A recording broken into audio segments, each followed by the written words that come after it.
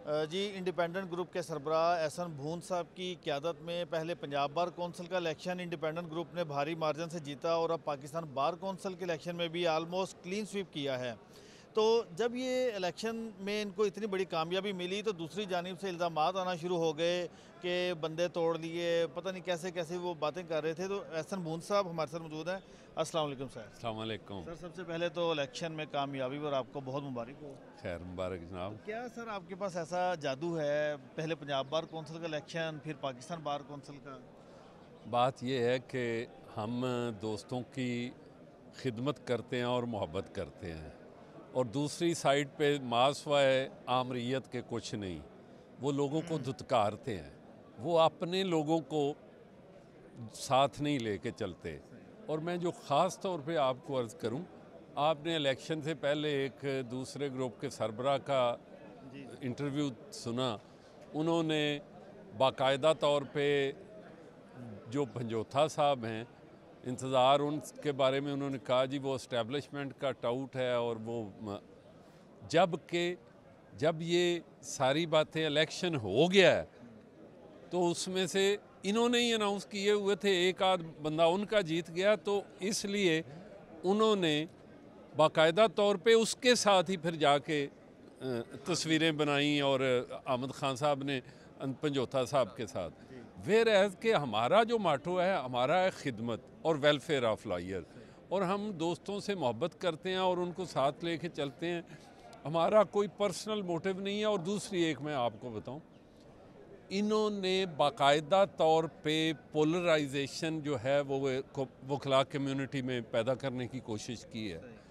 हमारे साथ पीटीआई के दोस्त जो नुक्ता नज़र से शुरू में हमारे साथ ग्रुप के साथ चलते रहे हैं, हमारे साथ पाकिस्तान मुस्लिम लीग नून के दोस्त, हमारे साथ पाकिस्तान पीपल्स पार्टी के दोस्त, हमारे साथ जेयूआई के दोस्त, तमाम के तमाम वकला कम्युनिटी जो है ना, किसी एक जमात की नुमाइंदा नहीं होती।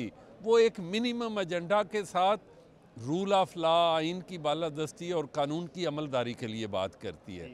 और जब आप वकला को तकसीम करके एक पार्टी का एजेंडा चलाएंगे तो वकला इसे पसंद नहीं करते। और ख़ास तौर पे मैं आपको पंजाब बार कौंसिल के इलेक्शन में मैंने पहला इंटरव्यू दिया था, तो मैंने कहा था 47 से 48 हमारे अपने जिनको हमने शुरू से लॉन्च किया था वो जीते हैं इलेक्शन में, और 8-10 बंदे ऐसे दोस्त हैं जो इंडिपेंडेंट जीते हैं, जिनका किसी ग्रुप से तल्लक नहीं, हम आज़ाद हैं। तो वही हुआ, और उसमें जो इंडिपेंडेंट लोग थे उन्होंने किया। आपने देखा हमारे ग्रुप में आमिर रां शुरू से हमारा आमिर रां साहब हैं, वो पीटीआई के दोस्त हैं, और उन्होंने पीटीआई के अपने 2-3 दोस्त जो परवेज़ लाई उनको सपोर्ट कर रहे थे, 2-3 वोट उन्होंने दिए, 2-3 हमने दे दिए। भाई हमारे साथ एक बंदा शुरू से चल रहा है तो why we should not facilitate him. इसलिए कि जो ये बातें हैं, आज ये जब पाकिस्तान बार कौंसिल का इलेक्शन में आपको कामयाबी मिली तो मैंने पंजोता साहब एक ट्वीट देखा कि ताकत और पैसा दोनों चल गया है। उन्हीं वो तो बच्चे हैं, अभी उनको सीखने की ज़रूरत है। वो खिलाफ पे कभी पैसों का नहीं इल्ज़ाम लगाते। मैं एक बात नहीं करना चाहता, इसलिए कि सारे सुदागर दूसरी तरफ हैं, और वो वोट लोग उनको इसलिए भी नहीं देना चाहते कि वो कहते हैं कि इनको वोट दिया तो हम पे इल्ज़ाम लग जाना है कि जी पैसे लिए हैं।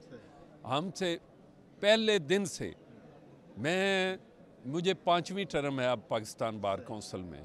एक टर्म खुद अल्लाह ताला के फजलो करम से मैंने प्रोविंशियल बार कौंसिल से में गुजारी है। तो मैं दूसरी साइड पे हमेशा ये इल्ज़ाम रहा है। उसमें मैंने एक बंदे का नाम नहीं लेता, वो कौन था, पिछले इलेक्शन में जब मैंने एक शख्स को फ़ोन किया, मैं उनका नाम नहीं लेता इसलिए कि वो नहीं लड़ रहे थे, मैंने कहा चलो बड़ा अच्छा ऑनरेबली आपने कर लिया। वो दूसरे लाइन पे फ़ोन पे बात कर रहे थे एक और जो कैंडिडेट थे मेंबर बार काउंसिल के, उन्होंने मेरा फ़ोन रिजेक्ट करने की बजाय ऑन कर लिया, तो वो बात दूसरे पे करिए जा रहे थे। और मैं सुने जा रहा था कि ये I never expected from that gentleman, जिनकी सारी ज़िंदगी बात करते हुए जी मैंने ये असूल, और वो जो दोस्त उनको बता रहे थे वो उन्हें एक्सप्लेन कर रहे थे कि मैं मियाँ वाली गया तो उसको ऑफ़र किया तो वो मेरे जाने से पहले फ़लाँ बंदा वहाँ से होके जा चुका था, मैंने फिर फ़लाँ को किया तो उससे मैंने कर लिया तो वो हो गया है। तो उन्होंने कहा चलो कोई बात नहीं, ये हो गया वो हो गया, उर्दू में ही बात कर रहे थे। तो मैं ये इसलिए आपको बताता हूँ, ये मैं बिल्कुल जेन्युइन वो बात कर रहा हूँ कि जो मैंने अपने कानों से सुनी, और मैं उस बंदे से ये तवक्को नहीं करता था कि ये करेंगे। तो हमने आहिस्ता आहिस्ता देखा कि ये लोग करते क्या हैं। तो हम तो सिर्फ मोहब्बत और प्यार की बात करते हैं, यगानगत की बात करते हैं, जो लोग इंतशार की बात करते हैं, मुल्क की सियासत दुश्मनी की बात करते हैं, जो वकला में इंतशार पैदा करने की, जो पार्लिमान को कमज़ोर करने की बात करते हैं, जो अपनी मर्ज़ी के जज लगा के उनके सामने सारी ज़िंदगी पेश हो के सिर्फ़ और सिर्फ मालो दौलत कमाने की बात करते हैं, और फिर वो ये बात करें कि जी हम आइन की बात कर रहे हैं। इनका आइन भी अपने घर को जाता है, इनकी पार्लिमान भी अपने घर की बनाई हुई, इनकी अदलिया भी अपने, ये चाहते हैं हमारी मर्ज़ी के जज हों, हमारी मर्ज़ी के फ़ैसले हों और हम मर्ज़ी के वकील हों। तो अच्छा भून साहब, जब आपने सुप्रीम कोर्ट बार के इलेक्शन में कामयाबी हासिल की तो आपने 27वीं तरमीम का कहा कि 27वीं तरमीम होगी, और फिर 27वीं तरमीम हुई। अब आगे क्या होने जा रहा है? मैं आपको अर्ज़ करूं, हमने 26वीं जब आइनी तरमीम हुई, हमने स्लोगन पे इलेक्शन लड़ा कि हम चाहते हैं कि एक आइनी अदालत होनी चाहिए, कॉन्स्टिट्यूशनल कोर्ट होनी चाहिए, और ये मिसाक जमहूरियत का एक सबसे इम्पॉर्टेंट, और उसमें ये सारे थे और इन्होंने सारे। अब क्या इसमें बुराई पैदा हो गई? अब इसमें क्या बुराई पैदा हो गई है कि आज अगर ये आइनी अदालत बन गई है, आप 2007 में ये एक आपने अनाउंसमेंट की थी चार्टर ऑफ डेमोक्रेसी में, उसमें मोहतरमा शहीद बेनज़ीर भुट्टो साहिबा थी, मियाँ नवाज़ शरीफ साहब थे, उसको अडाप्ट किया जनाब इमरान खान साहब ने, उसको जनाब फजल रहमान साहब ने, अचकज़ई साहब ने, तमाम अला हाज़िल क्या तमाम पॉलिटिकल पार्टी ने अडाप्ट किया। अब आप उसको क्यों? उसकी वजह यह है कि अभी जब 26वीं आइनी तरमीम आई तो एक बेंच बन गया, हमने उस पर भी अनसेटिस्फेक्शन का इजहार किया, और हमने कहा आइनी तरमीम में बेंच नहीं, आप इसका आम लिटिगेंट पब्लिक का फ़ायदा तब होगा अगर आप आइनी अदालत बनाएंगे। हमने उसी स्लोगन पे सुप्रीम कोर्ट का इलेक्शन लड़ा और अल्लाह ताला के फजलो करम से एक ओवरवेलमिंग मेजॉरिटी से कामयाब हो गए। उसी स्लोगन पे हमने पंजाब बार काउंसिल का इलेक्शन लड़ा, आपके सामने मेजॉरिटी 56, मैंने आपको इंटरव्यू में कहा था कि हम 55-56 होंगे। अभी भी इन्होंने बहुत सारे लोगों की ट्रोलिंग शुरू की है, हालांकि वो इनके कभी उम्मीदवार ही नहीं थे। लिखा जाता है सोशल मीडिया पर उनकी तस्वीर लगा के ये गद्दार ये इनको मैं अल्टीमेटली ये बता रहा हूँ, ये बार काउंसिल रिक्विजिशन मूव करेगी और लिखेगी कि ऐसे गंदे लोगों को जो करैक्टर असैसिनेशन करते हैं इनके खिलाफ साइबर क्राइम के मुताबिक पर्चा होना चाहिए। आप क्या कर रहे हैं? एक इलेक्टेड मेंबर के एक कल का अभी वो क्या कहते हैं जिसने अभी नैपकिन संभालना, वो जो है जिसे कहते हैं वो नहीं, पैम्पर संभालना आपको आता नहीं, तो आप गुफ्तगू करने लगते हैं और गालियाँ निकालने का, और इनका सारा जो मामला है ये गालियों का दर्स देते हैं। ये प्रोफेशन में बेहतरी की बजाय इनका सोना बिछाना सिर्फ और सिर्फ गालियाँ, दूसरों की करैक्टर असैसिनेशन करना। भाई आप हमारे सामने तो ना करो, हमें तो पता है कि आपने सारी ज़िंदगी आप मार्शल लाओ के, मैं आपको बात बताने चला हूँ।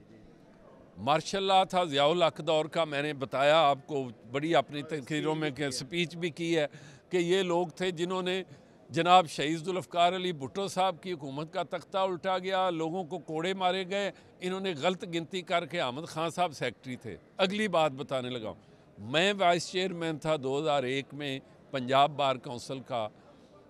हमने तहरीक शुरू की अपना मुशर्रफ के ख़िलाफ़। उस वक़्त हमारे मोहतरम बुज़ुर्ग जो हैं डॉक्टर खालिद रांझा साहब, वो मिनिस्टर बन गए। डॉक्टर खालिद रांझा साहब उस वक़्त हामिद खान ग्रुप के साथ थे, और हम यहाँ जब बार काउंसिल में कोई रेजोल्यूशन पास करते थे तो हामिद खान ग्रुप साहब और उनके सारे ग्रुप के दोस्त जो हैं, इंक्लूडिंग जनाब ज़ियाउल्लाह खान साहब, वो हमारे रेजोल्यूशन के ख़िलाफ़ मुशर्रफ के हक़ में बार प्रेस कॉन्फ्रेंस करते थे।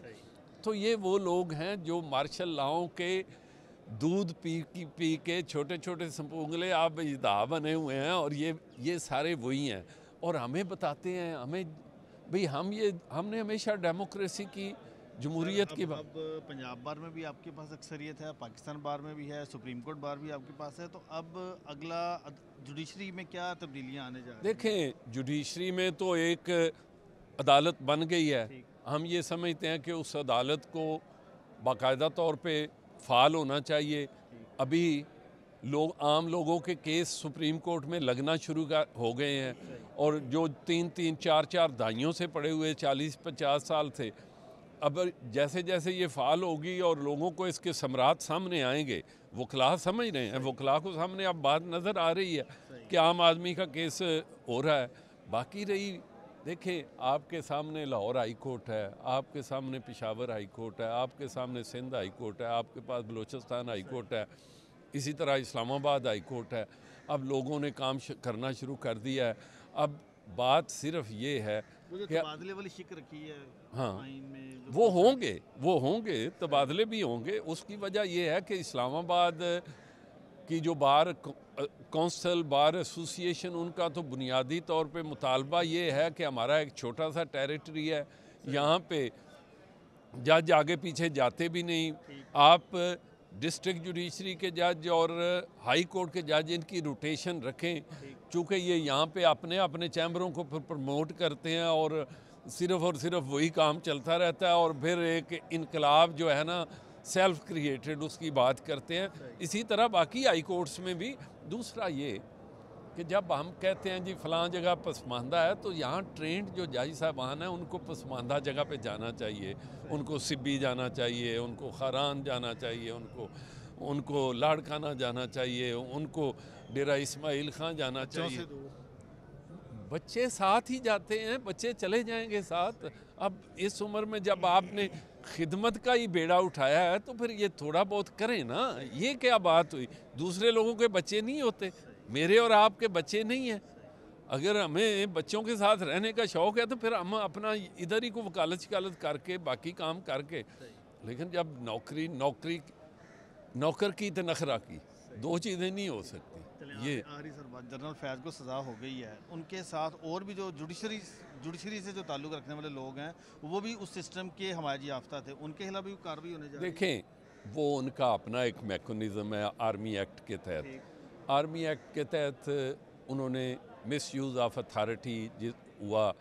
एक बात का इंदिया दिया है जो ISPR की कॉन्फ्रेंस थी कि कुछ एक आध केस जो इंतशार फैलाने का है वो है उनके, अगर वो आता है तो उसमें और कुछ सिविलियंस हाथ होंगे, वो they will be tried along.